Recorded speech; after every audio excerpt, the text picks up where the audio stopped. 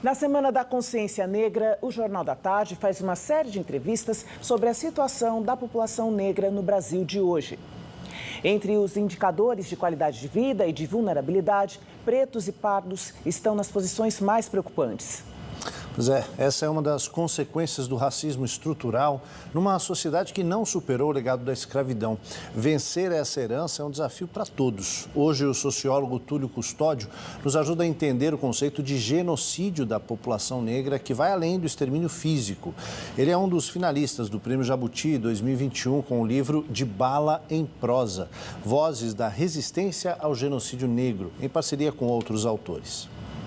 A ideia de genocídio como um processo estrutural, amplo e sistêmico, né, é uma ideia que vem sendo desenvolvida há décadas e, de alguma forma, ela foi sistematizada pelo intelectual Abdias Nascimento no final dos anos 70 e basicamente, ela responde a uma ideia de que há um processo constante, né, em desenvolvimento para a manutenção das pessoas negras numa situação, numa sociedade racializada e racista como a nossa, para manter as pessoas negras em situação de subalternização. O que significa isso, né? Manter as pessoas num sentido hierárquico, no sentido de relações na sociedade, em lugares inferiores, aquilo que se chamava, né, e de certa maneira se chama, de subcidadania. O genocídio, ele é um processo sistêmico que atinge todas as esferas, das esferas mais concretas, mais materiais, às esferas subjetivas, as esferas afetivas, que compreende o momento de manter, esse movimento, de manter as pessoas na situação de subalternização. Às vezes, as pessoas tendem a relacionar o genocídio tão somente à morte. Só que a gente tem que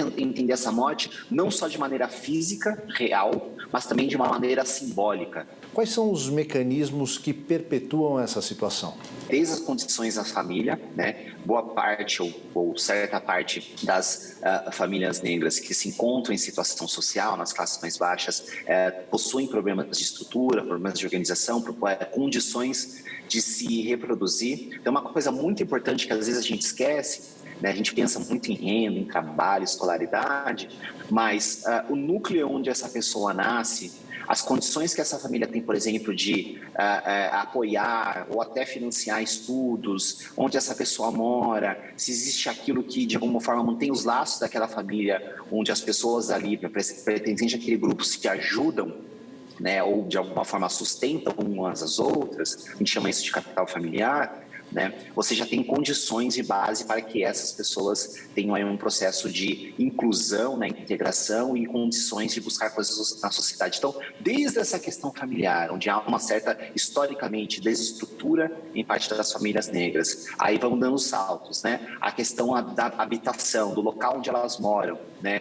Regiões, principalmente das cidades grandes e médias, regiões periféricas, né, onde não há acesso a transporte, onde não há acesso à infraestrutura, água, esgoto, né, água encanada, emprego, né, trabalho, não há empreendimentos, né, emprego naquelas regiões, aí passamos para a educação, elas estão em lugares afastados, elas vão ter acesso a boas escolas, né, desmantelamento do ensino público, mas também o não acesso ao privado.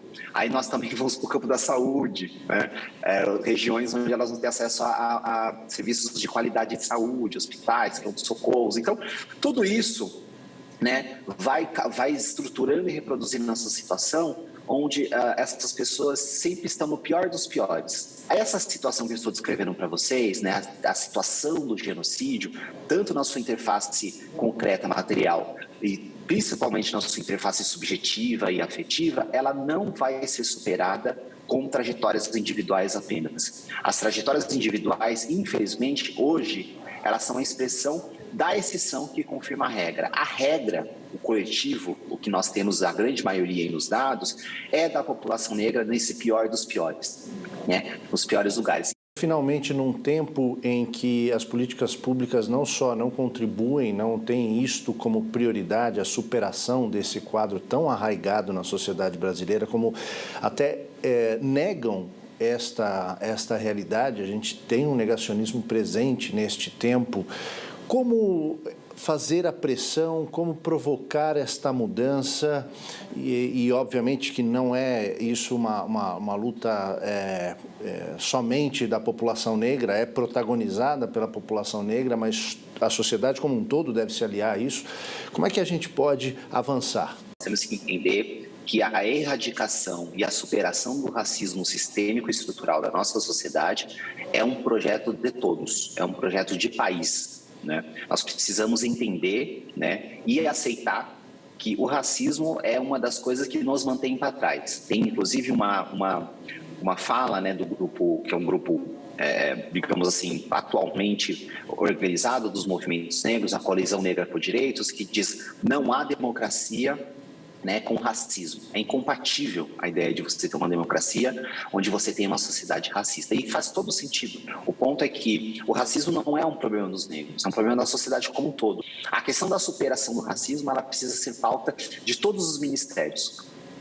Ministério do Trabalho, Ministério da Educação, Ministério da Saúde, Ministério do Planejamento, Ministério do Desenvolvimento. Tem que ser um projeto amplo, transversal, e que a gente não consiga olhar para o presente, especialmente para o futuro, sem pensar que a gente precisa superar essa condição.